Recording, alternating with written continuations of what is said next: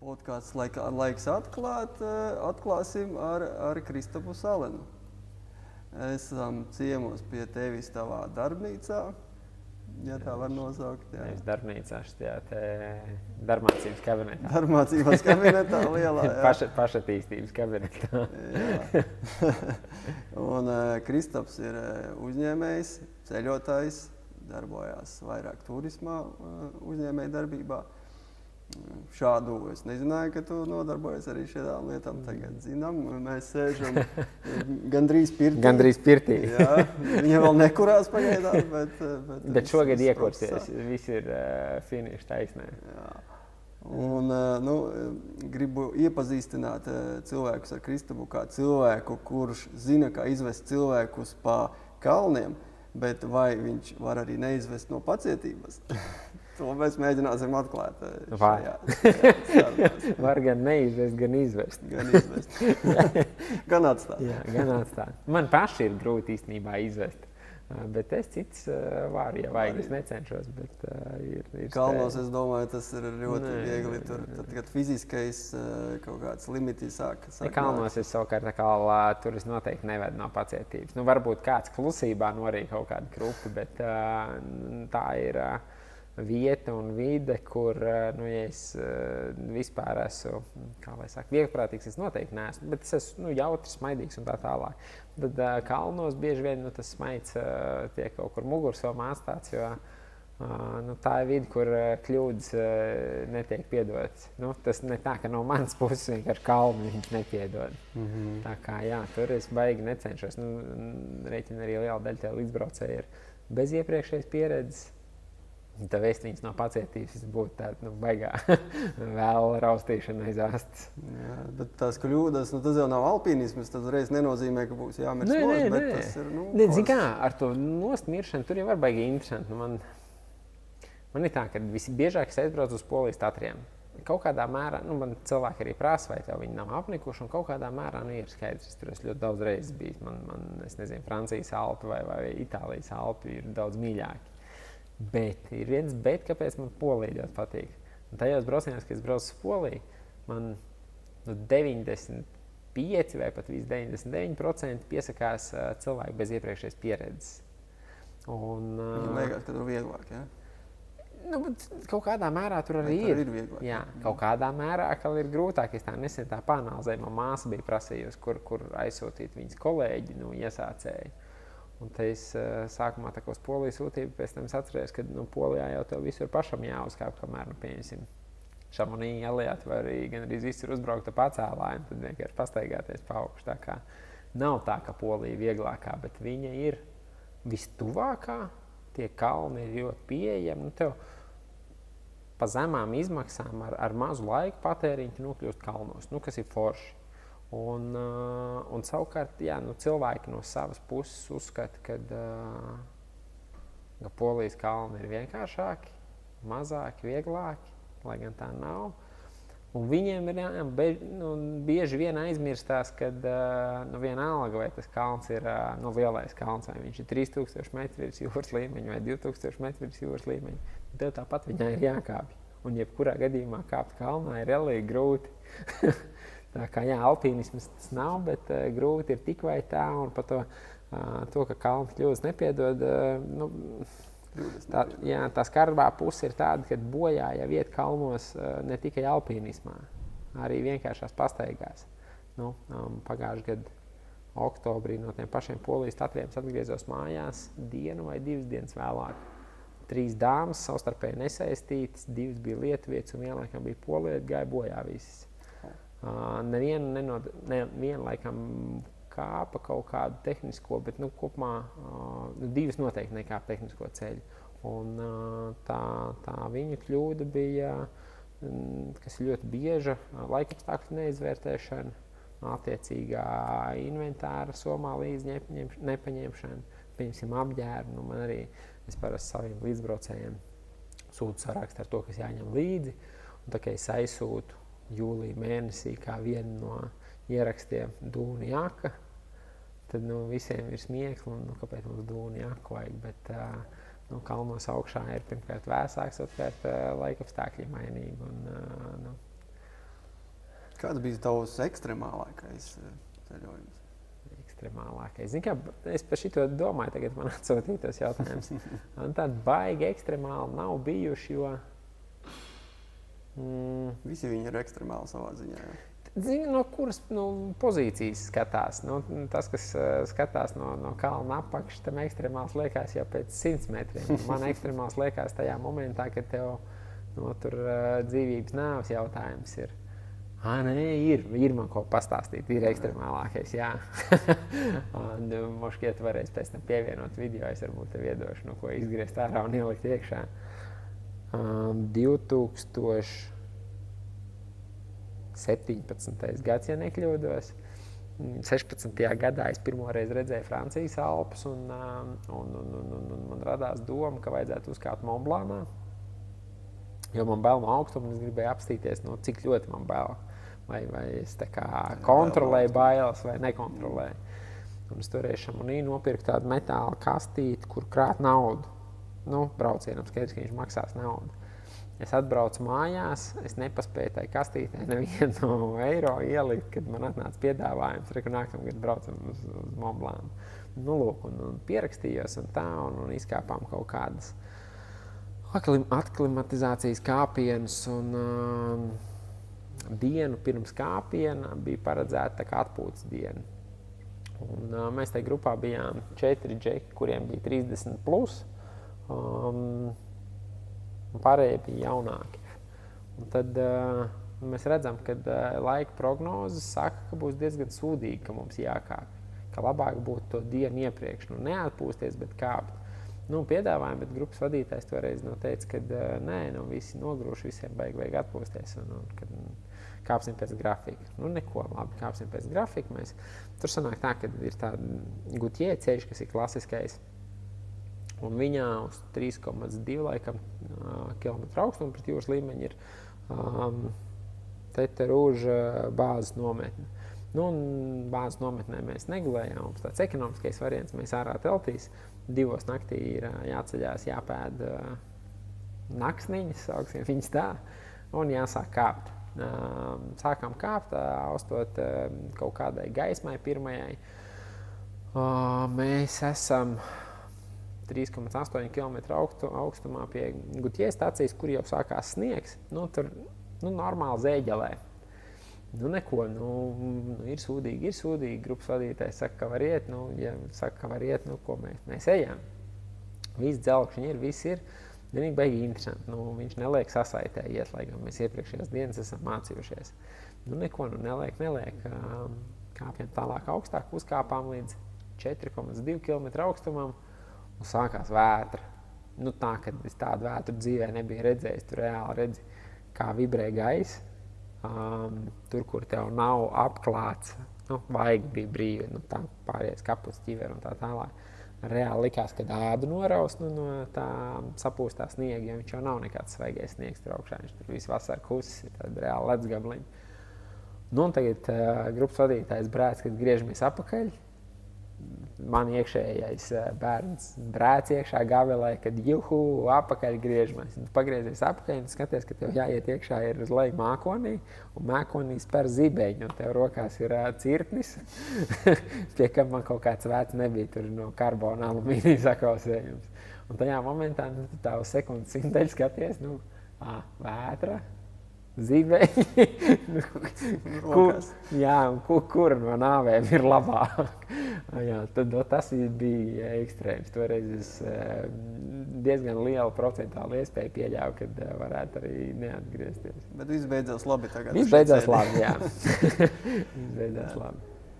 Šis ir pašizaugsmes podcasts. Runājām pamatā ar cilvēkiem, kas ir kaut ko sasnieguši gan arī garīgā, gan mentālā, gan dažādās citās finansiālās jomās.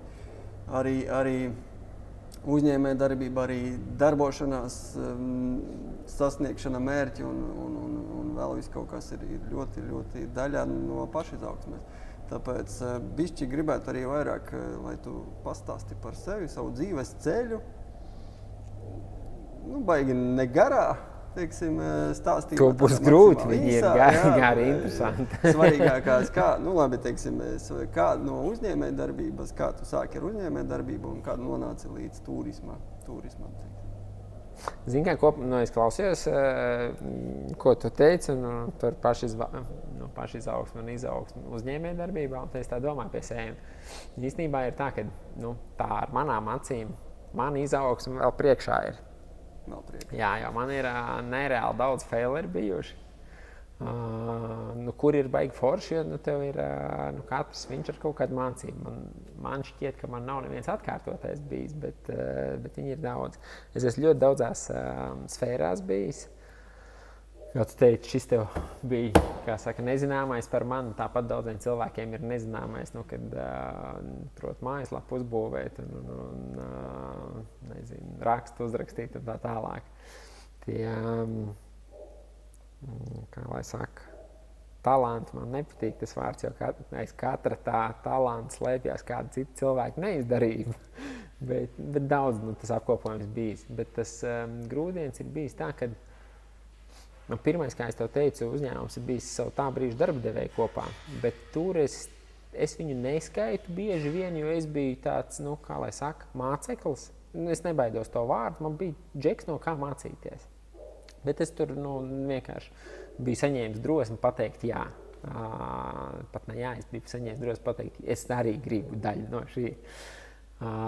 Bet tāds pagrieziena punkts bija, maģistrantūrā bija iestājies. Maģistrantūrā bija riska vadība vai riska pārvaldība. Un pirmajā lekcijā teica pasniedzēji, jo tu labāk pratīsi pārvaldīt riskus, jo mazāk iespēja, ka tu viņus uzņemsies pats. Un tu būsi labs darbinieks citām. Tajā momentā es aizvēru kladi.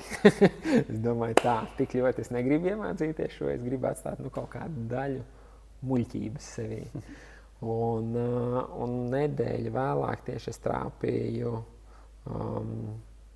Raimonds Elbakians, kur bija stāstījis savas gaitas, kā viņš geto games attīstīja tā tālāk. Un tur es arī no viņu ne tiešā veidā, bet netiešā dzirdēju, ka ir reizēm labi būt muļķim un nezināt kaut ko, jo ja mēs tā kā apzināmies tos riskus, mēs bieži vien atmetamies. Es domāju, arī tu tagad daudzās savās darbībās tu nedarītu to, ko tu darīsi iepriekš.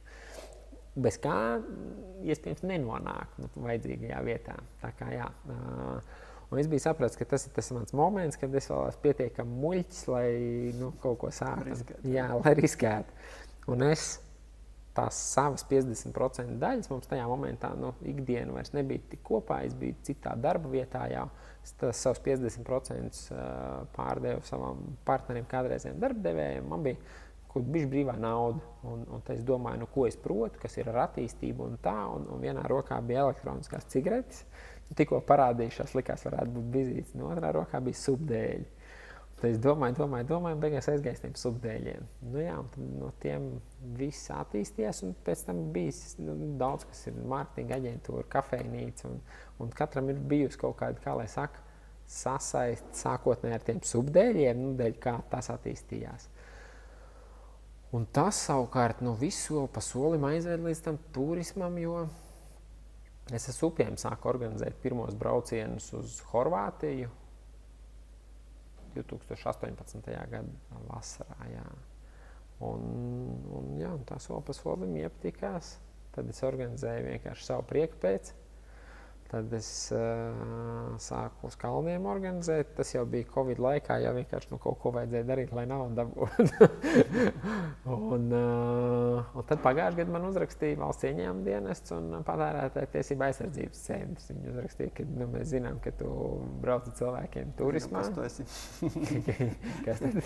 Mēs zinām, kas tu esi, ko darīji pagājušajā vasarā. Tieši tā, mēs zinām, kas tu esi, ko tu darīji, un tevis nav pie mūsu datubāzēs. Un te es kaut kādu laiku domāju par to, vai legalizēties, jo tas turismā paģēra ne tikai, kā lai saka, tiešos izdevumus, tur uzņēmuma dibināšana, dators, mājaslapa un tā tālāk, bet turismā tev ir jāiesaldē gan lielas naudas summas, kurām jābūt ekvivalentām tām, ko cilvēki tev iemaksā, respektīvi tev jābūt nodrošinājumam visu laiku. Ja tu salaidi visu dēlī un bankrotē, lai ir ko izmaksāt tiem cilvēkiem, pret kuriem tu neesi izpildījis savas saistības. Nu, lūk, un tad es ilgi mēģināju atrast, kā lai saka, pamatojumu tam visam. Atradu, nu jau ar atrotītām piedurknēm, tikko gads riņķī apritēja, jo augusta sākums bija dibināšana pagājušajā gadu easy peasy, un nu, tagad drīz būsim uz tādas kaujas tākas nostājušies. Kā es smējos, tas, kurš uzrakstīja sūdzību Tacam un Vidam par to, ka es bez licencēm vadāju, viņam būs jāpārdomā, vai viņš pareizi rīkojās.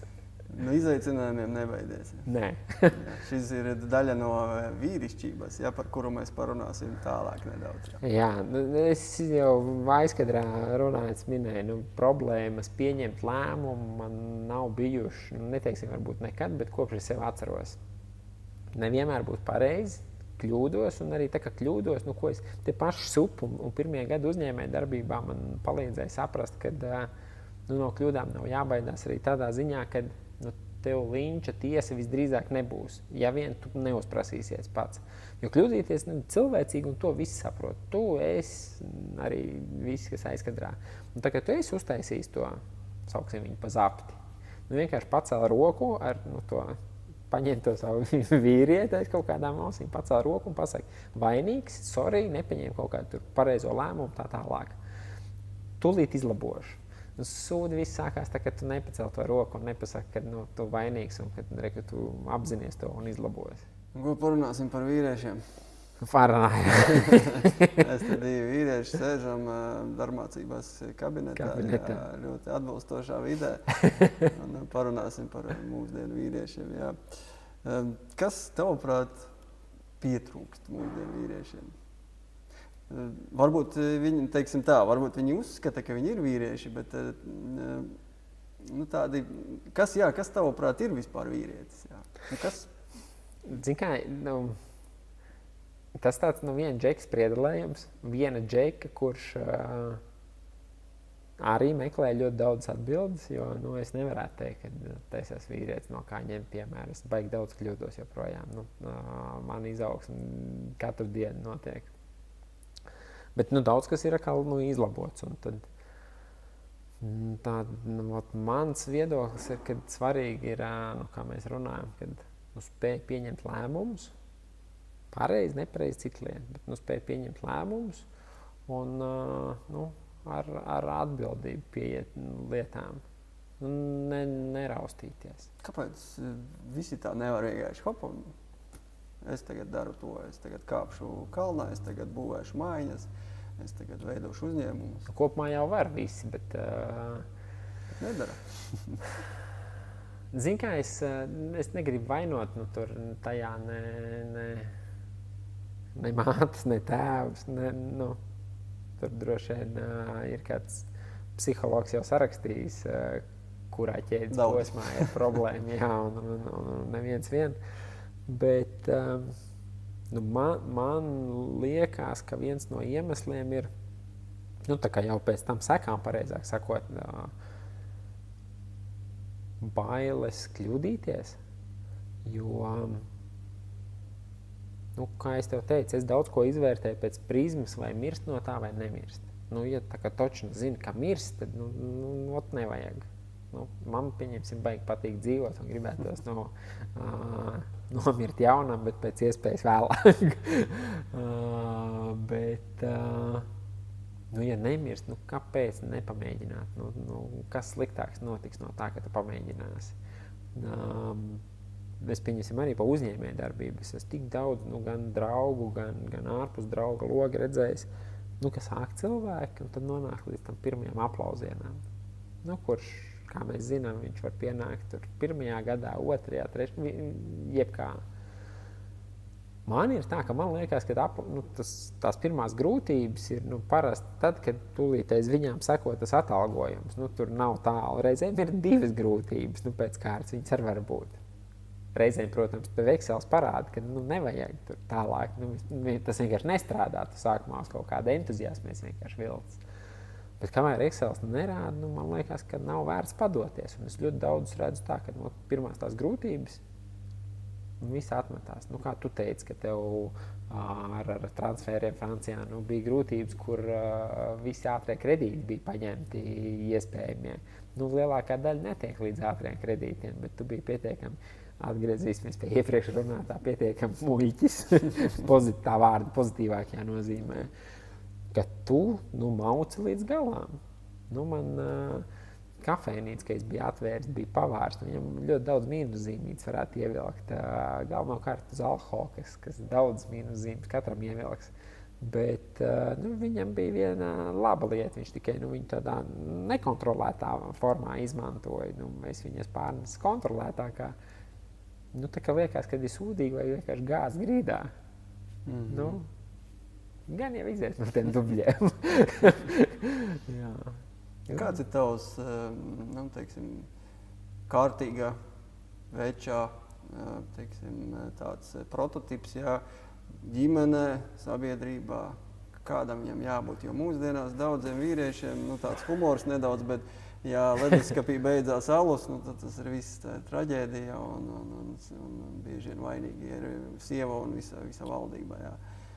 Zini, kā man ideālā, tas teikt, baigi cēls kanējs, bet man ideālā vīrieša leduskapī neizstāvēs alus. Es nesaku, ka nevajag nekad lietot viņu, tas katra pašziņā. Dotajā momentā es esmu iekāpis pilnīgi sausā dzīvē, kā tu.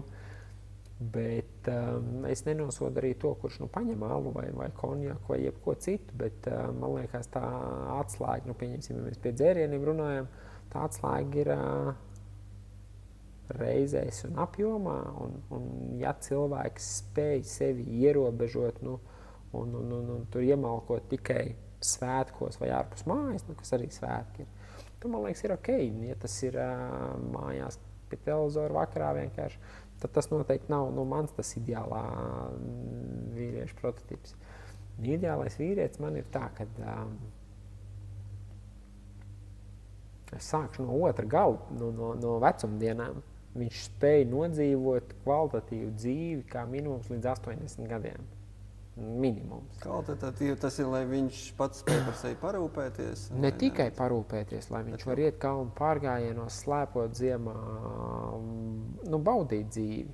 Jo mums Latvijā ir tā, ka liela daļa sevi noraksta jau uz, 55, 60. Pat agrāk varbūt reiz. Kā kurš, jā, pat agrāk. Ir pozitīvi arī gadījumi. Man ceļo kopā ar maniem un ir, es nezinu, pieņemsim, Vijas tantes viņu sauc. Viņai, man liekas, ja es nekļūdos, šogad 73 viņa slēpo un viņa aiziet pensijā, iemācījās ar moci braukt un tiesības nokārtoja. Reāls spridzeklis, prieks skatīties. Jā, un viņi ceļo pa Eiropu moci un bomba vienkārši. Jā, bet un tieši tā es arī redzu to kvalitatīvo dzīvi, ka tu, tev ok, jā, tu vairāk nevari tur negulēt līdz nezinu, 2 naktī. Varbūt arī var, nezinu. Nav bijis vēl tāds vecums. Bet es redzu, ka tas ir iespējams. Es ceļoju uz kalniem, es kalnos satieku 80 plusgadīgos, kur normāli funkcionē. Tur nav stāsts par darbošām rokām, darbošām kājām un tā. Viņš nav zaudējis savu dzīvi. Tāpēc es arī teicu, ka es gribu nomirt jauns, bet pēc iespējas vēlāk. Jā, tā ir viena no lietām. Tad ideālajām vīrietim ir jābūt spējīgam, kā nonācām pie tā, gan pieņemt lēmumus, gan atzīt kļūdas. Viņam jāmeklē tā attīstība visu laiku, tāpēc, ka tik līdz pārtrūkst attīstība, man liekas, pārtrūkst baigi daudz, kas tev pārtrūkst arī tādu reāli tieksmi dzīvot. Nav mērķi. Nav mērķi, tieši tā. Jā. Un tad viss, kas tam apkārt paģēra. Tad arī droši vien fiziskās aktivitātes, ēšana un tieši tā. Un tad ir lieta, kas arī ir ļoti svarīga un kur man pašam ļoti daudz vēl ir jāstrādā ar sevi, bet es to apzinos un es strādāju. Ģimene ir jābūt tev labam ģimenē, lai tu vari sniegt atbalstu tur, kur tas nepieciešams. Saņemt atbalstu. Saņemt atbalstu. Būt piemērs, jā, būt piemēram arī baigi svarīgi, jo viss jau, tīpaši augošiem organismiem, viss jau darbojās uz piemēru. Tāds varbūt nedaudz retorisks pat jautājums, bet tas vārds mērķis. Kā atrast mērķi, kā izkāpt no tā dīvāna, kur tas alus ir rokā? Šitais būs baigi sarežģīti. Kur ir tās idejas? Saimnieciskajā dzīvē, tā kā uzņēmēju darbībā, ja mēs skatāmies, man mērķa atrašana vispār nav bijusi problēma. Viņa varbūt sākumā ir bijusi, kad bailes, jā, tam solim, bet tiklīdz es pirmo soli pārvarēju, skaidrs, nākamie soļi tev jau vieglāk, mērķi atrast man nav bijusi problēma. Problēma parasti ir tur finansējumu atrast, jo vienmēr visam nepietiek, kaut kur ir pa īsu, līdzgaitnieks un atrast un tā tālāk, bet mērķis nospraust. Es šito vairs nevarēšu iedot. Man liekas, tas, ko es tev arī teicu, kad man paveicās aizjot pie amatieriem hoķi spēlēt, kad bija čalis, kas pie mani pirmā uzņēmuma pagrūda man. Viņš teica, Kristap, nerausties, cits vārds gan bija, bet izmantosim nerausties, spēr to pirmo soli, un tā, kad tu būsi izdarījis pirmo, tu redzēsi, kur ir jāspēr nākamais. Un tieši tā arī ir, to es varu ieteikt ikvienam, lai spēr to pirmo, jo tad tie pārējie soļi atrodas, un tad jau arī tas mērķis neatradīsies, viņš izkristalizēsies. Varbūt, tavā gadījumā bija cilvēks, kurš tev atbalstīja, kādam varbūt nav absolūti neviena, un tas ir bišķi ar varbūt grūtāk, vai ne? Lai brauc ceļojumos. Jā, jo, es nezinu, vai var lietot, ja nevar, tu liec pīkstuļus bez diršanas. Jo, man ir tā, ka ik pa brīdī man kāds pajautā, man tagad arī es svētdien lidoju ar grupiņu uz Slovēniju. Un viena dāma, viņa ar manīm bijusi jau Polijas tatros, un tad bija viena vieta palikusi, viņa prasa, kā es jutīšos vienu braucot, vai būs ok. Jo viņi nekad dzīvē nav braukusi vieni. Es teicu, lai nebaidās, tāpēc, ka bieži vien cilvēki brauc vieni, un man liekas, ar to arī ir superīgs šāds kā es organizēju mazo grupu turismus. Es neesmu tāds vienīgais, tāds ir vēl kompānijas, kas organizē. Mazo grupu turismus, tās definīcijas ir dažādas, bet tas mans uzskats, ka tas ir līdz 20 cilvēkiem. Cik kurš komfortabli jūtās, man arī citos braucienos ir 8 cilvēki, citos ir 16 cilvēki. Bet kas ir forši mazo grupu turismā? Forši ir tas, ka viņi pirmkārt ir dinamiski, jo tev nav jāievēro obligāti kaut kādi programmi. Viņi ir programmi visiem sarakstīti, bet tikpat labi grupa var izdomāt. Pieņemsim, jūnijā mēs bijām Šamonī, grupa visi pieņēma lēmumu, ka vai vienu dienu laižam lidot ar paraplāniem. Super pieredze, pats ar nekad nebija lidojis, izlitojām. Bet tais mazajās grupās, es nezinu, vai tas ir ar programmu saistīts, vai tas ir ar kaut kādu to cenas korelāciju, ko es minēju, ka cena ar kaut kādīgi atlās tos cilvēkus. Ir ļoti daudz līdzīgi domājošie. Un es esmu redzējis, kā grupās, kā lai saka, sevi atrod gan biznesa partneri vēlāk, gan, es nezinu, pieņemsim, ciemata attīstītājs ir atradis šito te būvnieku, būvnieks ir atradis interjeru speciālistu un vienkārši kontaktu, un tev esot tai kalnu tā kā dabā un tā, tu runā un izrādās, ka armijas normāls džeks vēlāk runā, izrādās tur var sabiedīt kaut ko kopā. Vai ne? Jā. Un, protams, arī iespējams daudzi jau zina, kad esmu izveidojis arī vīriešu pašizaugsmes klubu. Mēs te darbojamies Kulbenes pusē jau kādu laiciņu. Un arī nākotnē iespējams būs arī kaut kādi interesanti piedāvājumi, tāpēc tas arī varētu būt viens no pirmajiem soļiem, vienkārši atnākt un aprunāties ar mani, ar tevi, ar jebkuru. Ar jebkuru. Zin kā, galvenais, man liekas, ir svarīgi, pirmā lieta ir izdarīt kustību, otrā lieta ir aprunāties, jo bez komunikācijas vispār nekas nenotiek dzīvē. Nekur nenotiek. Kaut kas noveģetē, bet tu rezultātu nevar sasniegt. Pat sportā uz laukumu nerunājot, tur komanda nesasniedz no rezultātu vēlamo. Un tad ir tā lieta, ko tam aliņam, kam pieķērāmies. Baigi, tavu aliņu arī nevar sasniegt, lai kā gribās. tas viens alus aiziet, tad iegaršojās otrs, trešais, un pēc ceturtā jau tu neatceries, no ko jūs tur runājāt, un tam visam arī baigi nav jēga. Bet es zinu, ka šitais daudziem vienkārši garāls aizies. Lai klausās. Jā, bet starp citu, paturpinoši to tēmu, es nevienu neaicinu ne uz dzeršanu, ne uz nedzeršanu. Man ļoti neitrāls stāvoklis tajā, bet kas interesanti, ko es atcerējos, gribēju pieminēt, vienu brīdī gāju uz,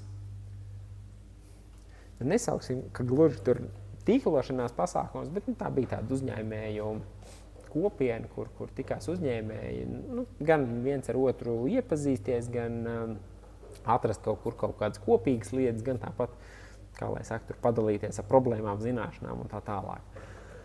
Un to organizēja viens Latvijā dzīvojošs zviedrs, man jau nelaiķim radiniekam draugs. Viņš tagad ir pārvācies apkaļ Zviedriju. Un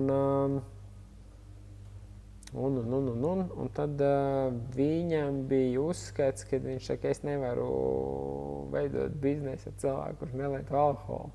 Ka viņš uzskatīja tā, ka, ja tu lieto tā, tad tu atveries tajā momentā atverot, es spēju kontrolēt sevi. Tur tā psiholoģija bija apakšā. Tā kā, kā saka, cik cilvēki, tik viedokļi un receptes. Vai ne? Jā. Tas interesants skatījums. Bet, zini kā, arī nav slikts. Galvenais, man liekas, tas pasvītrojamais vārds ir tā kontrola, ko tu spēj kontrolēt. Tā, mēs esam nonākuši līdz Viktorīnai ar 3 papildu iespējām, kopējo balvu fondu 1 miljons eiro. 1 miljons eiro. 10 jautājumi, kuros nebūšu atbilžu variantu. Šitais vairāk uz šito te radio lieliskais piecinieks. Tā kā būs savā atjautībā un jāparādā un savā varbūt prāta spējas. Parasti ir tā, ka ja prāta spējas izvākt, tad izvākt, ja neizvākt, tad meklēt pēc kaut kāda joka. Kā tā. Varēja atbildēt, vienkārši nezinu. Ok, labi. Ok, tā. Sākam. Pirmais jautājums. Ja vīrišķību mērītu papagaiļos, cik daudz tev būtu? Kāds ir maksimālais, bet zini kā, es teiktu, ka viens, jo kaut kāds ir un noteikti ir uz ko tiekties. Tev ir viens papagailis. Jā, viens papagailis, un es nezinu, cik ir tā kopējā papagaļa izaugsmas iespēja, bet nav tā, ka viņi nebūtu vispār. Tad es nedotu neviens jau, bet nav arī tā, ka nebūtu kur tiekties. Pašizaugsmē vieta ir oj. Bet viņš tāds pietiekami liels, es domāju. Ir paēdis. Joprojām papagailis, tas nav ērglis, bet tāds paēdis papagailis, omulīgais. Turpinot tagad dzīvnieku tēmu, ja? Šoreiz man kaut kā jautājumi par dzīvniekiem ir aizgājuši. Kāds dzīvnieks būtu tas tāds īstais vīrietis un kāpēc viņš nav kaķis? Kaķis ir pārāk tāds viltīgs, vecim tādam nav jābūt, vecim ir citām raksturīpašībām jāpiemīt, viņam jāizsit tās durvis, ja ir viņas ciet. Tur,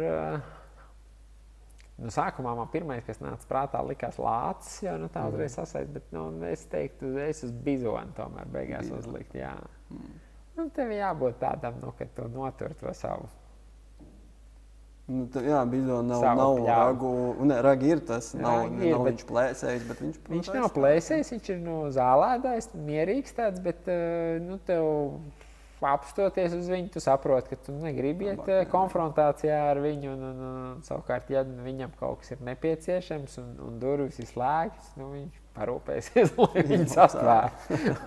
Jā, un man liekas, tādas ir ļoti labas īpašības. Super, jā. Varētu piekrist, jā. Nākamais. Tā, kas ir grūtāk? Vadīt turistu grupu vai sievu šopingā? Zini kā,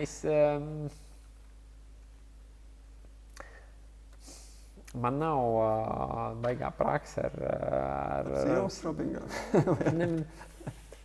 Ar sievas vadīšanu šopingā. Tur tajā pasākumā nav jāiejaucās, nekā nevajag vadīt. Tur, ja tu esi blakus, tad vienkārši izpildi tās funkcijas, kuras no tevīm prasa. Jā, tur nekas nav jāvada. Tu vari nest un pateikt, vai ir labi vai kā. Jā, bet vadīt nevajag. Tad noteikti būs atbilde vadīt turistu grupu. Zini, kā to es arī neuzskatu, ka tas ir grūti. Es kaut kā baigo baudījumu no tā arī gūstu.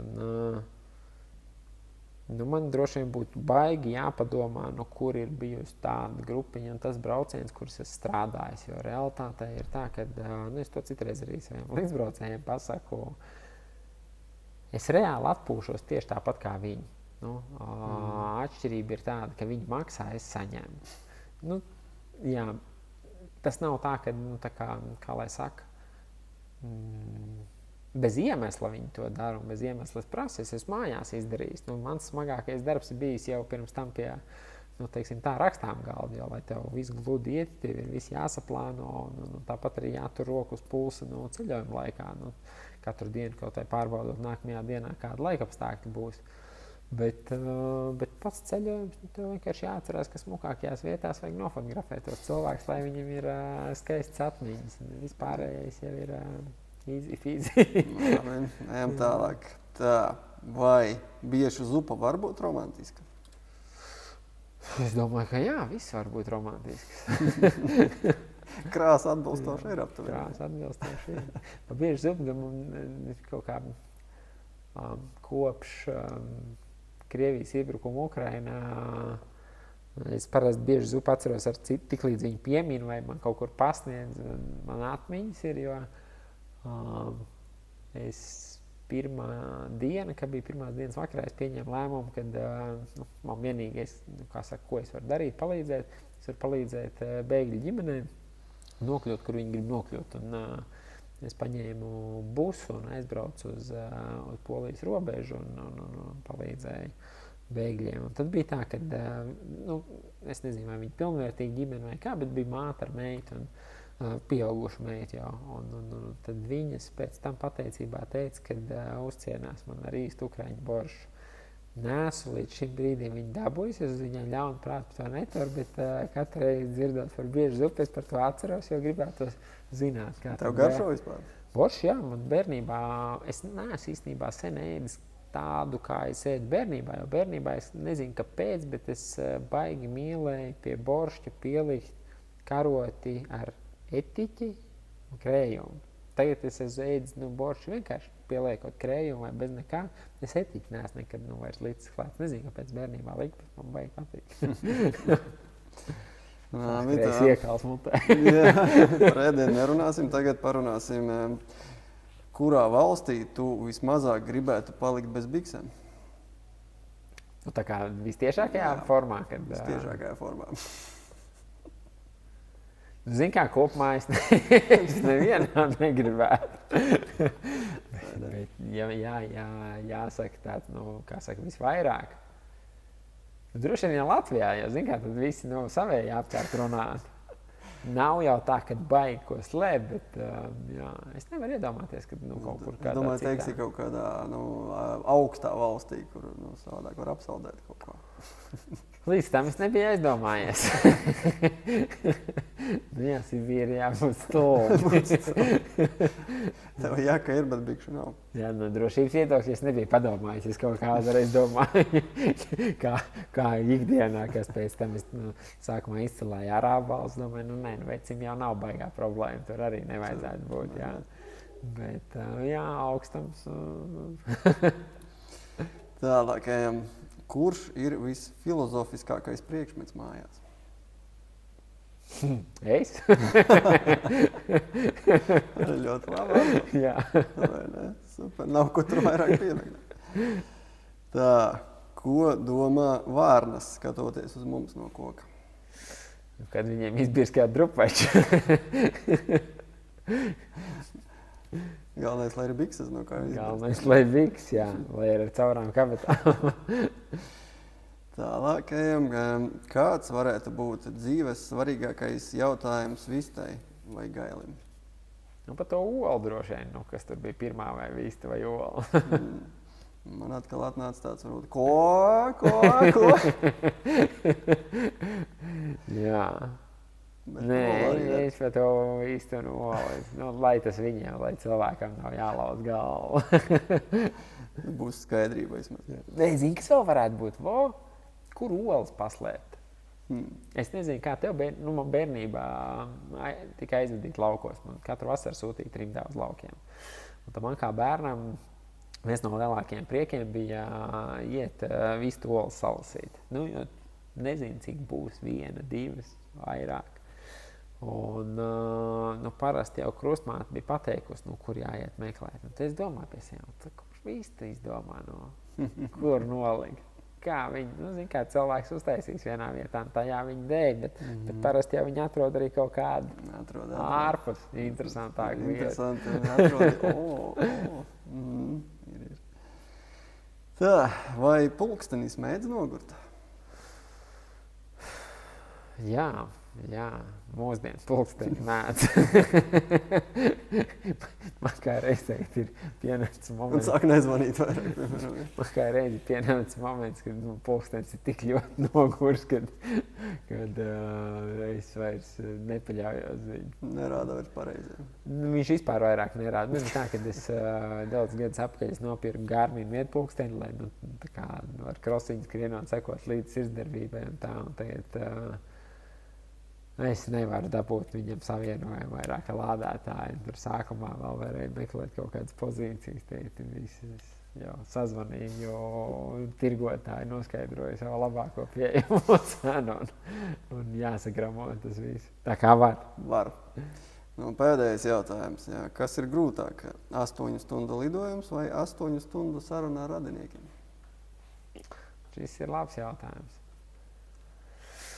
Zini, man pēc pagājušā gada pieredzes jāsaka, ka lidojums var būt un var nebūt. Baigi atkarīgs ir no lidmašīnas un aviokompānijas. Ņemsim vidējo aviokompāniju un vidējos radiniekus. Tad manā gadījumā es tomēr teikšu, ka grūtāks ir lidojums. Ar radiniekiem tomēr tu kaut kā to sarunu var pārbīdīt. Bet man bija tā, ka man bija pagājuši ziemā, es pirmo reizi uz Japānu lidoju. Es nekad nebiju nekur tik tālu lidojis, un es ilgi domāju, kā es pārcietīšu. Jo man lidmašīnas kopumā ir iebjās ļoti. Un nevis dēļ tā, ka tas varētu teorētiski būt pēdējais lidojums, no kā daudz baidās. Arī es tā skaitā. Bet visvairāk man nepatīk dēļ bezdarbības. Man nav ko darīt tur augšā gaisā.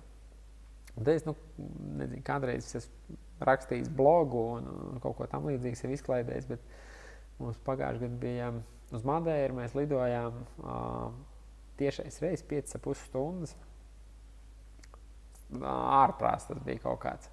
Es biju telefonā izdzējis visas nevērtīgās bildes, visus nevērtīgos video. Es biju sašķirojis visas aplikācijas pēc alfabēta, pa mapītēm, pēc pietrīs, viss. Un vēl 2 stundas ir jālido. Tad vienkārši skaties pulksteni un domā, kā. Un toreiz domāju vēlos, kā es uz to Japānu aizlidošu. Tur atkal bija tik superīgi ērta lidmašīna. Viss kaut ko, tas pagāja vienkārši nemanot. Un internets bija. Viena atslēga, tā kā tur visādi var būt. Bet kopumā, ja ir standarti lidmašīna 8 stundas, Tā kā radinieki varēs neapvainot. Es ar radiniekiem esmu gatavs arī 16. Super. Jā, nav tik traki ar viņiem. Noslēgumā jautājums, ko tu ieteiktu, kādu padomu cilvēkam, arī sievietēm, bet vairāk mēs šodien runājam par vīriešiem, kuriem varbūt ir ideja, varbūt ir kaut kāda gribēšana, bet trūkst naudas, trūkst palīdzības, trūkst atbalsta. Ko darīt? Zini, tā viena lieta ir neraustīties un darīt. Tas vienkāršākais, ko pateikt. Bet tad ir, kur es tev iepriekš teicu par aktivitātēm, ka mēs runājam, kad ir svarīgi neizlaistos tā kā pakāpienu posmus. Un darīšanā mans uzskats, kāds var piekrist, var nepiekrist, tā ir katra pašdarīšana.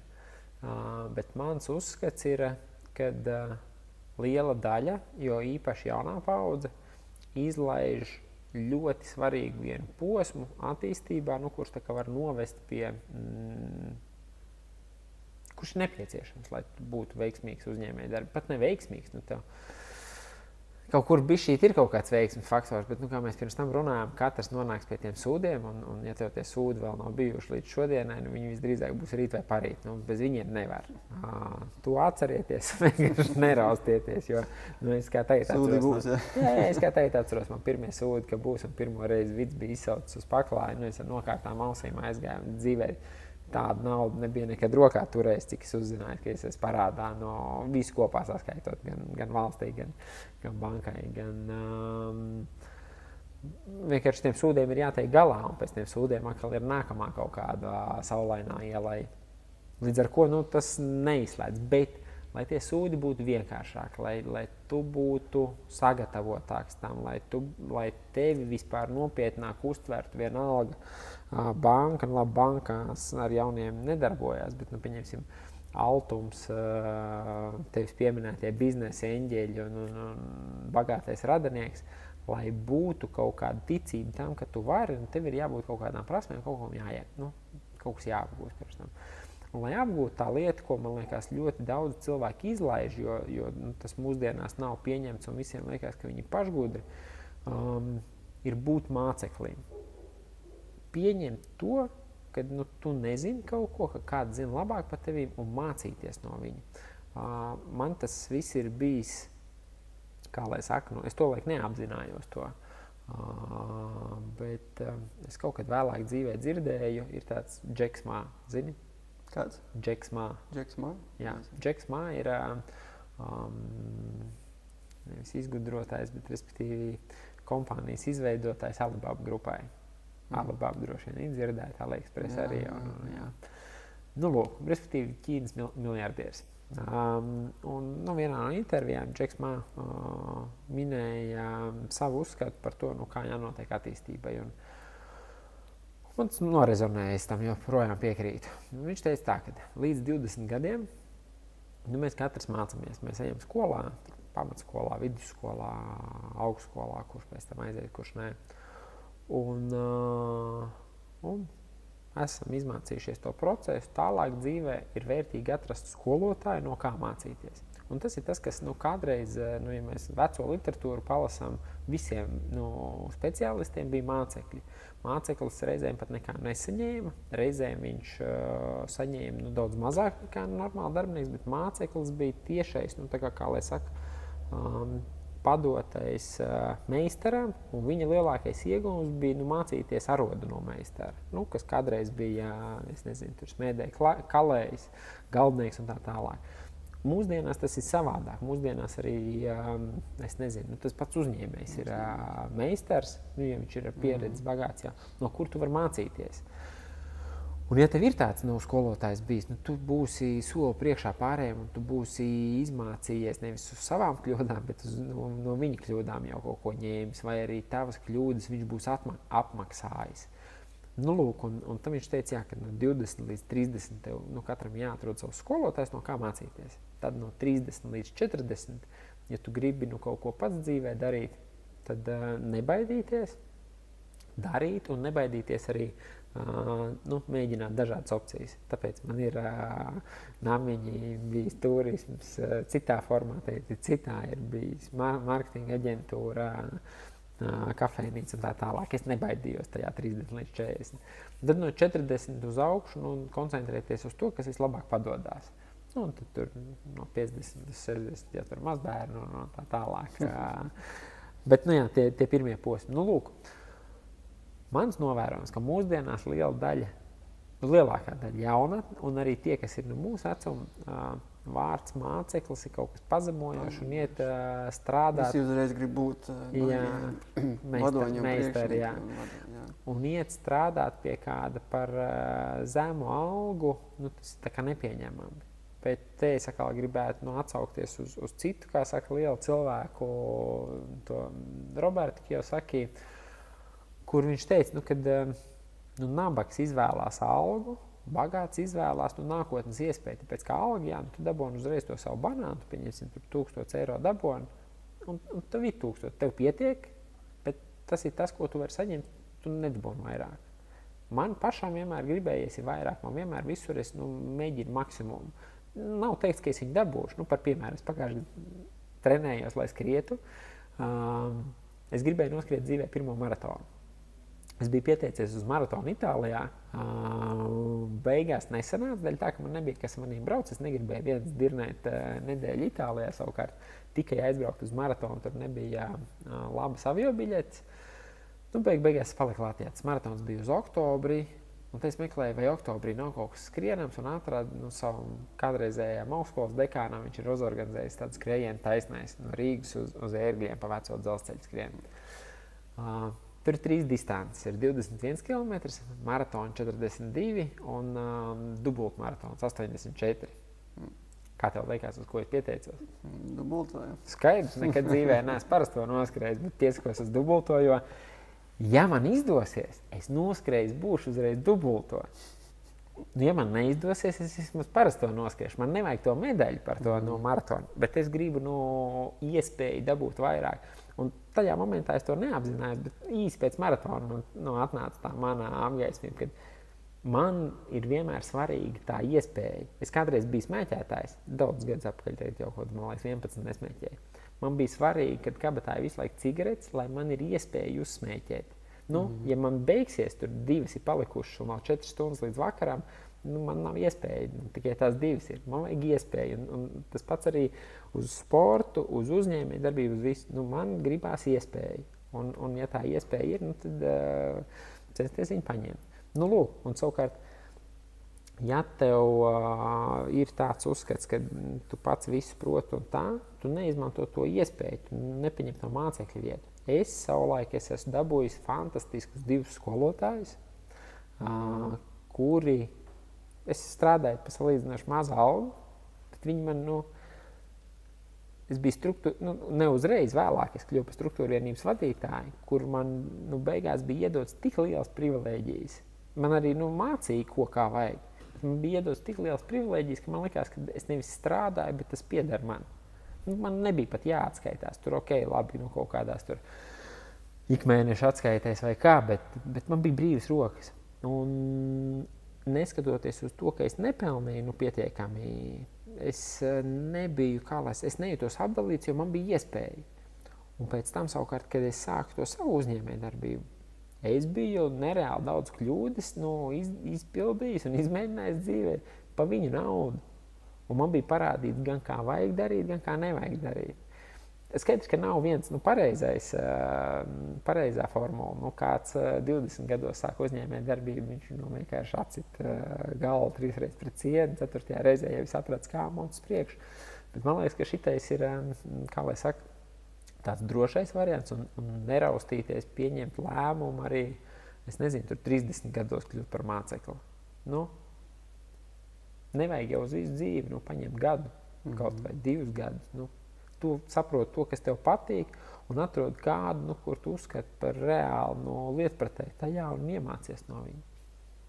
Jā, man liekas, šitā te varētu būt stēle. Ļoti labi. Tieši, ja tu to runā, un es arī liekas, tas man arī rezonē, un kā esmu arī dzīvojis, un ko es ņēmis no pieredzējušākiem cilvēkiem, un pēc tam spējas nepieļaut tās pašas kļūdas un izdarīt labāk. Un man liekas, arī baigi forši ir tajās, es vismaz tā vērtēju no tā savu. Es saku, man bija 2, viņi bija biznesa partneri, tagad viņi vairs nav biznesa partneri, bet viņi joprojām saistīti. Viņi bija kardināli atšķirīgi. Viens bija tās, kas un saprot, no kuras puses pūš vējš, un viņam baigā intuīcija bija tāds čujs ņuks. Viņi bija ar ko iemācīties, bet bija arī kaut kādas lietas, ko tu redzi, ka tā nevajadzētu. Un otrs atkal tāds savs kalkulētājs, kurš izkalkulē, kā ir labi un viss pēc noteikumiem. Jā, un man liekas baigi vērtīgi, un es abiem diviem esmu ļoti pateicīgs par visiem tiem gadiem, no ko es varēju mācīties. Un kāpēc to pieminu? Es vienkārši pēc tam dzīvē bieži vien es saskāries ar to, kad es redzu, kad ir visvairāk es to novēroju jauniešos, jo man gribās kaut kādu izaugsmu viņos redzēt, un kad atnāk kāds jaunietis strādāt, un pieņemsim, pirms tam pie tiem pašiem subdēļiem, tur reāli redzi, ka viņam ir iekšā, un ka viņš varētu dzīvē sasniegt diezgan daudz. Viņš atmetās dēļ tā, ka viņam tur neapmierina atalgojums. Nav runa par to, ka skaidrs, ja tu tur maksā pusi no tirgus vērtības vai kā, tad nav jautājumu, tevi čakarē. Bet, ja tas ir tur kaut kādi daži eiro jautājums un tai pašā laikā tev ir iespēja, tad izmanto. Jā, varbūt daudziem ir pareizāk trūkst ideju, varbūt. Jā, viņi nezina īsti, ko viņi grib darīt, un tad viņi laižās prom uz īriju strādāt kaut kādā tur dārzeņu cehā, jā, un jo tur var nopelnīt naudu, un tad tā bezmērķīgi, jā. Bet zini, kā te arī no citas puses skatoties, ko es arī dzīvē esmu sapratis. Nav jācenšas visiem uzbāzties ar uzņēmējdarbību vai kaut kā uzņemšanos. Vienalga, vai tas ir darba vidē vai kaut kur citur. Visi nav vienādi. Cits ir tieši ļoti labs kā izpildītājs gan savā produktivitātē, gan arī tas, kā viņš jūtās. Viņš negrib pieņemt lēmumus un tā. Bet skaidrs, ka fakts ir tā, ka mums vajag, un ar mums es domāju, visu šo geogrāfisko apriņu, ko mēs pa valsts saucam, mums vajag vairāk tos uzņēmējus nekā viņi ir un censties viņus motivēt un neraustīties. Un arī es nezinu, man nav konkrēti padomu, vīzijas un tā tālāk, ko valstī teikt, bet viņiem ar kaut kādu veicināt to attīstību, nevis aplaust tos pārnus. Es domāju, ka katrs uzņēmējs saprot par to spārnu aplaušanu. No sākumā mēs esam aplaušies visi kaut kur. Tas pats stāsts par to valsts ieņēmumu dienestu paklāju. Es toreiz biju ar cēlu mērķis, priekš sevīm cēlu, skaidrs, ka ne priekš valsts. Vismaz īstermiņā, ilgtermiņā tas arī priekš valsts būtu cēls mērķis. Es biju plānojis attīstīt uzņēmumu lielāku, un es biju paņēmis nodokļu naudu, kur es nevis iebāzu sev kapitāls, bet uzņēmuma attīstībā ieliku. Ar mērķi, kad nākamajā mēnesī ienāk peļņa, un to peļņu es novirzu tālāk uz kā lai saka, sauksim viņu pa aizņemtās naudas atgriešanu. Un toreiz es biju ļoti atkarīgs no laikapstākļiem, un 17. gadā, ja atceries, atnāca lietu sezona, kas daudziem arī zemniekiem pārvelka strīpu ražai. Man ar subdēļiem bija līdzīgi. Un, tad izsaucu uz paklāju. Es, sapratu kļūdas apmēru un tā tālāk, un vienojāmies par atmaksu. Par to vispār nav jautājumu. Bija parādā jāatmaksā. Bet tad par to sodīšanu, kas man izbrīdīja, bija, kad ziemas periodā, kur skaidri apzinoties manu to darbību, tā kā es nonācu līdz vienam momentam, ka es nevarēju iekļauties grafikā. Es saņēmu zvanu par to, kad slēgs visus manus kontus ciet un uzliks uz pauzes uzņēmumu. Tur es domāju, kas piezīmēs stāstīja, ka man darbība ir vasaras, kad es esmu nobīdījies no grafika. Tur bija kaut kādu laiku ar taksi braucis dienu un nakti, lai varētu atdot un tā, bet bija arī moments, kur es reāli, taču kā tagad atceros, es stāvēju rimītī pie plauktu, man bija izvēle vai nopirkt makaronus ar kečupu vai makaronus un sunim kaut ko. Līdz tādam līmenim. Un skaidrs, ka tur, ja pie tādām izvēlēm tu nonāc un tu vienā momentā pārtrauc ievērot grafiku. Un tad es toreiz arī teicu, ka es esmu novirzījies no grafika, bet es negrasos tā kā novirzīties no termiņa. Un vienkārši aizslēgs kontu, es nevarēšu samaksāt Facebookam par reklāmām, es nevarēšu samaksāt partneriem un vienkārši nedabūs arī to pārējo. Toreiz man nedzirdēja nogriez kontu, es gan dabūju man izstāstīja čoms risinājums Lietuvas bankā atvēra uzņēmumus to brīdi. Nevis uzņēmumu, bet kontu numuru, kontu, jā. Un tad bija tā, ka tas Lietuvas banka man bija risinājums, lai iziet no situācijas, jo tā kā atnāca sezona, es atmaksāju. Man liekas, augusts pat nepienāca, līdz jūlija vidam bija samaksājis pilnīgi visu. Bet man iekšā bija skumji par to, ka aplauž tos spārnus tajā momentā, kad tu vienkārši esi no kaut kādas situācijas nonācis grūtībā. Tas ir smagi. Kad...